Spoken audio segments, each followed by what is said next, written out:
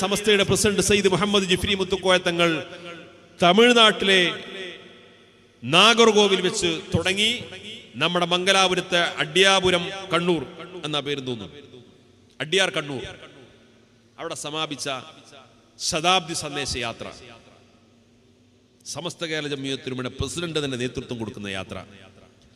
100 കൊല്ലത്തിനിടയിൽ ഇതിനു മുമ്പ് സമസ്തയുടെ പ്രസിഡന്റ് ഒരു യാത്ര നടത്തിയിട്ടില്ല.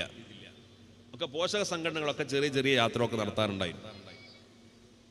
100ാം വാർഷികം എത്തിയപ്പോൾ സമസ്തയുടെ പ്രസിഡന്റ് തന്നെ നേരിട്ട് നടത്തുന്ന യാത്ര. ആ യാത്ര പ്രഖ്യാപിച്ചപ്പോൾ സാമൂഹ്യ മാധ്യമങ്ങളിലും മറ്റുമൊക്കെ എന്തെല്ലാം വിമർശനങ്ങളും അപവാദങ്ങളുമാണ് നടന്നത്.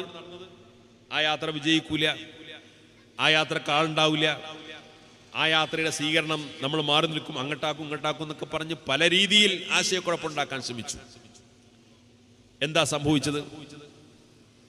നമ്മളൊക്കെ ഒരുപാട് വാഹനജാഥയായിട്ട് പോയതാണ്. തെക്കൻ കേരളത്തിൽ ഈ കോട്ടയം, പത്തനംതിട്ട ജില്ലയിലൊക്കെ പോയി കഴിഞ്ഞാൽ എത്ര വലിയ വാഹനജാഥ സന്ദേശയാത്രയായിട്ട് ചെന്നാലും പരമാവധി ഒരു 50 ആളുണ്ടാവും. അവിടുത്തെ ഒരു സ്വഭാവം അതാണ്, അവിടുത്തെ ഒരു രീതി അതാണ്. അവിടെ സംഘടനാ പ്രവർത്തനം പൊതുവെ കുറവാണ്, മുസ്ലിം ജനസംഖ്യയും കുറവാണ്. പിന്നെ ഇത്തരം കാര്യങ്ങളൊന്നും വലിയ താല്പര്യരായിട്ടുള്ള ആളുകളല്ല, ഉള്ള ആളുകൾ തന്നെ.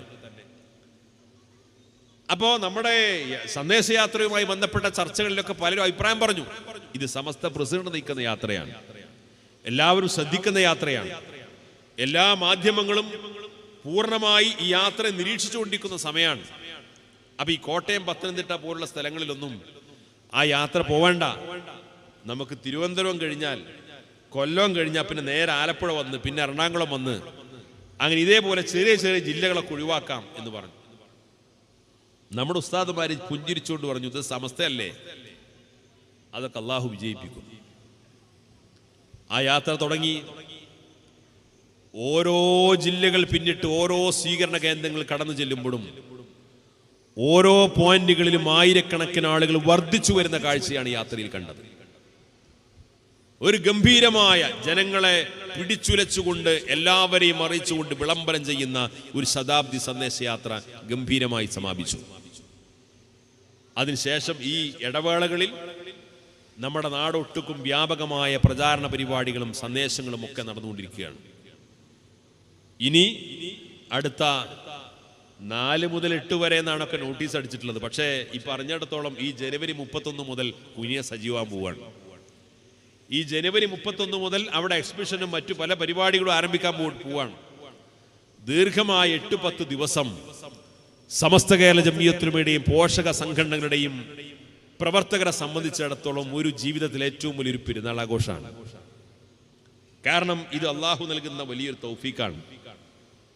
സമസ്ത കേരള ജംഇയ്യത്തുൽ എന്ന് പറയുന്ന ഒരു മഹത്തായ പ്രസ്ഥാനം, ആ പ്രസ്ഥാനത്തിന്റെ 100ാം വാർഷികാഘോഷം, ആ 100ാം വാർഷികാഘോഷ കാലയളവിൽ നമുക്ക് ജീവിക്കാനും നമുക്ക് അതിന്റെ ഭാഗമാകാനും തൗഫീഖ് ഉണ്ടാവുക എന്ന് പറഞ്ഞു കഴിഞ്ഞാൽ അള്ളാഹു നൽകുന്ന വലിയൊരു നിഅമത്താണ്. തൗഫീഖ് ഇല്ലാത്തവരുണ്ട് കൂട്ടത്തിൽ. പക്ഷെ നമ്മൾ ആലോചിക്കേണ്ടത്, അള്ളാഹു നമുക്കതിന് തൗഫീഖ് നൽകി. ഇനി ആ സമ്മേളനം വിജയിക്കുന്നത് വരെ നമ്മുടെ ആദരണീയരായ നേതാക്കളുടെ, ഉസ്താദുമാരുടെ, സാദാത്തുക്കളുടെ ഒക്കെ ഉപദേശ നിർദ്ദേശങ്ങൾ അനുസരിച്ചുകൊണ്ട് അതിന്റെ സന്ദേശങ്ങൾ നമ്മുടെ എല്ലാ വീടുകളിലും, ചെറിയവരും വലിയവരും സ്ത്രീകളും കുട്ടികളും ഉൾപ്പെടെ എല്ലാവർക്കിടയിലും ഈ മഹത്തായ സന്ദേശം കൈമാറി ആ സമ്മേളനം വൻ വിജയകരമാക്കുക. ആ സമ്മേളനാനന്തരവും സമസ്ത കേരള ജംഇയ്യത്തുൽ ഉപദേശ നിർദ്ദേശങ്ങൾക്കനുസരിച്ച് ചലിക്കുന്ന മഹല്ലുകൾ, മദ്രസകൾ, ദീനീ സ്ഥാപനങ്ങൾ, നമ്മുടെ കുടുംബാന്തരീക്ഷം, നമ്മുടെ വ്യക്തിജീവിതം ഉൾപ്പെടെ ആ ദീനീ ചൈതന്യത്തിലൂടെ മുന്നോട്ട് പോകുന്ന സാഹചര്യം ഉണ്ടാകണം. അല്ലാഹു തൗഫീഖ് നൽകുമാറാകട്ടെ. ആ രീതിയിലേക്കാണ് ഈ 100ാം വാർഷികാഘോഷം സമാപിക്കേണ്ടത്. അതിന് ഇവിടെ ഇന്ന്